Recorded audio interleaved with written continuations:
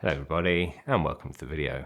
So here's the next direct path user guide video.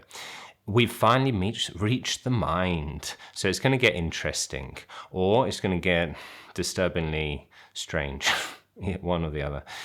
Now, so we've done all this work so far, I think over 20 videos on dismantling the external world. So it's still there, but it's in awareness. There's nothing outside awareness. We haven't found anything outside awareness. That's the idea. It is all awareness. Everything we touch, no matter how hard it is or how fast it moves, is just awareness, as if you're watching a film or in a dream. That's what we've come to the conclusion. Now we're going to look at the mind. Now, this is sometimes non-dual teachers just focus on the mind. That's the main thing, which is kind of ironic because it's clear that the mind is just awareness, at least as far as I can see. But we have lots of, because of our concept of how the mind is, what the mind's like in our modern Western world, and it is touched on in this way in other cultures too, as being a container. So we did look at the body. The body's not a container, and we did speak about how consciousness can't be a container. But the mind, yes, we see it as being a container with thoughts. Thoughts are in the mind are thoughts. And a lot of different things that we're going to look at over the next, I don't know how many videos, it's going to be analyzing different parts, different types of thoughts. So it could be all, including things like emotions and concrete thoughts and abstract thoughts and things like that. Now, when we find there is no mind, as in this famous Zen quote, my mind is, somebody goes to their master and says, please pacify my mind. And the Zen master says, show me your mind. And the student says, I can't. And that's enlightenment. The guy gets enlightenment.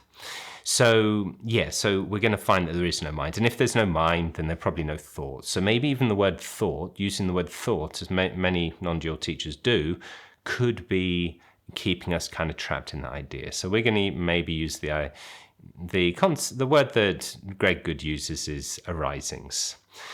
So we're going to look at the mind. Now, we have two metaphors that keep us kind of stuck. And when you're on the non-dual path, these metaphors cause problems, like thinking, oh, is it just my mind that exists? Everyone else, they don't really have anything inside there. They're just zombies, or they're just in my imagination, like in a dream. So this container metaphor. So the idea that my mind contains thoughts. We're going to look at that, and also that your mind contains different parts, which that may be hidden from you. Some parts of your mind are not available. But your mind is a container, and also, that comes from Descartes, and also from Francis Bacon. We get ideas like the mind is a mirror that reflects either well or badly what's out there in the world. So we're going to take these to pieces.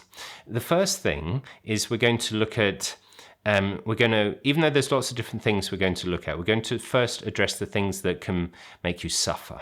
So go straight for the suffering. Now, suffering is about, you may get pain, and that's unavoidable, lots of spiritual traditions say, but it's the thoughts about the pain. It's the suffering that comes after. So Buddha's famous second arrow. So this suffering, which is based on you believing certain things about the pain. So this idea of the mind reflecting a reality is the problem. So we find this in things like CBT, cognitive behavioral therapy, where they challenge certain thoughts. So you're depressed, and you may find, I don't know, a spot on your neck, and you think, oh no, it's skin cancer, or I'm going to die. And with CBT, you have this checklist of different thoughts that are thought errors, And one of them is catastrophizing. So you think, oh, am I catastrophizing? Yes, I'm catastrophizing. So you challenge the thought. You think, how real, how possible is this? And so you see that all these ideas are in fact may not be true. So you may not die of cancer because you've got a spot on your neck. Now, in what we're going to do is going to be a bit more profound than that. We're not just going to challenge the contents of thought, but we're even going to challenge the whole structure. The fact that the mind is this mirror of the external world. And Greg Good points out that he, for many years, lived as a realist, as I do. Most of the day, I really think that what's outside what I think of myself as inside and outside, and what's outside my head is kind of reflected in my mind accurately. So I think that all these things, tables, chairs, and all that, are out there, even though I know, even from a materialist point of view, which I'm not, but even from the way I was brought up, it's all just atoms. So the chair is just atoms, and they're mostly space, and beyond that, you've got quantum fields, which are just possibilities. And in fact, outside our heads, there is nothing. There are probabilities, but there's certainly no light, no smells, no color, none of this that we see.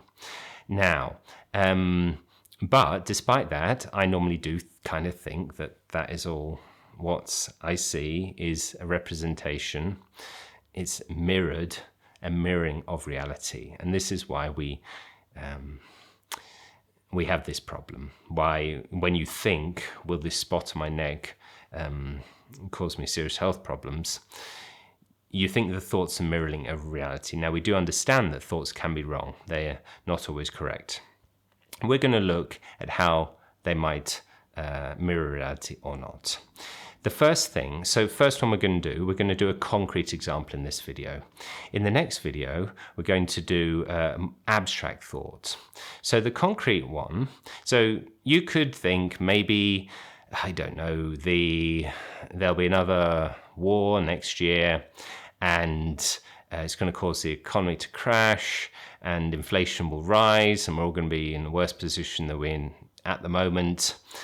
You can challenge that. You can say, well, it's, I don't know, it may be true, it might not be true, but we're going to go for a real simple one. So it's going to be thinking, seeing if there's an orange in front of you. So you take a piece of fruit, and put it in front of you on the table.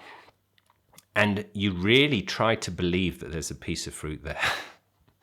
Now, if you've never seen any of the other videos in this playlist, it will seem mad. But we have demonstrated that there is no orange there. Actually, it was an apple we worked on, but there is no apple. We looked at apple for vision, and then did we do an orange for taste? So basically, all we find is we don't actually find any apple, we just see color. And we don't really see any color other than the seeing part. So that's kind of taken that out. There is just seeing arising. You can't find any color beyond the seeing. There's just seeing. And then we looked at the object. Is there really a subject? I mean, is there really a subject other than the seeing? And you say, well, no, I can't see a seer more than just a seeing. And so you have the seeing, and then you say, well, is the seeing anything other than awareness? I'm aware. Now, is there awareness meeting seeing? So we see that is in fact just awareness. So everything is just awareness. We don't have any pointers to an outside world, an outside object, a color that's out there waiting to be seen. It all just arises in awareness from our direct experience. So that's what we do. So we look at the orange and we say, okay, I see the orange. You can do whatever you want. You can eat the orange. Try to make it as real as possible. Try to really believe that there is an orange there. And I'm talking about a real orange. I'm not saying have an imaginary orange and then try to convince yourself. No, get a real orange and really try to convince yourself. But then as you look at it, you touch it. When you touch it, can you feel a texture other than the sense of the tactile sense? Is there a tactile sense and then the texture?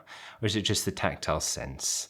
And is the tactile sense anything other than awareness? No. And then you can eat it, you can taste it, you can feel how cold it is. If you have trouble with this, then you can do the previous videos in the series where we break it down to all the different senses, and you see that it is just all arising in awareness. Now, so you say, then you close your eyes and you say, I believe there is an orange in front of me. So you believe it as much as you can, and then you test it. And you find that no, there is no proof of an orange being in front of you. So we think, well, is there not an orange? Is there no orange in front of me? So is there not an orange on the table in front of me? Now, when you do this, so we're trying to find if it's not true by negating it. When we do this, and the new statement is going to be, is there no orange on the table in front of me? And you can't also, that's not much better, because there is no table. The table is just arising in awareness. There is no you, your body, your mind, your thoughts, everything is just arising in awareness. There is just awareness. There's the question of whether there is or isn't an orange, thought doesn't help. It doesn't reflect any reality out there. In fact, thought itself is just another arising in awareness. So we can see that even though it's something that's very concrete, we can see that this is just all arising in awareness. Now, and the main point being that thought does not reflect the external reality. It's just another arising in awareness. Now, next time, we're going to look at a more abstract thought. So we're going to look at 2 + 2 = 4. We're going to try to see if this is just arising in awareness. I'll give you a clue. It is. Is mathematics, is this 2 + 2 = 4 independently true outside our experience? Or is it always an experience? Did we hear about it for the first time in experience?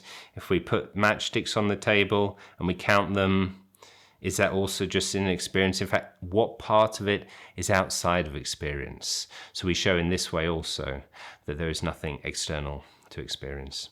Maybe I gave too much away there. Okay, thank you very much for watching the video. Goodbye.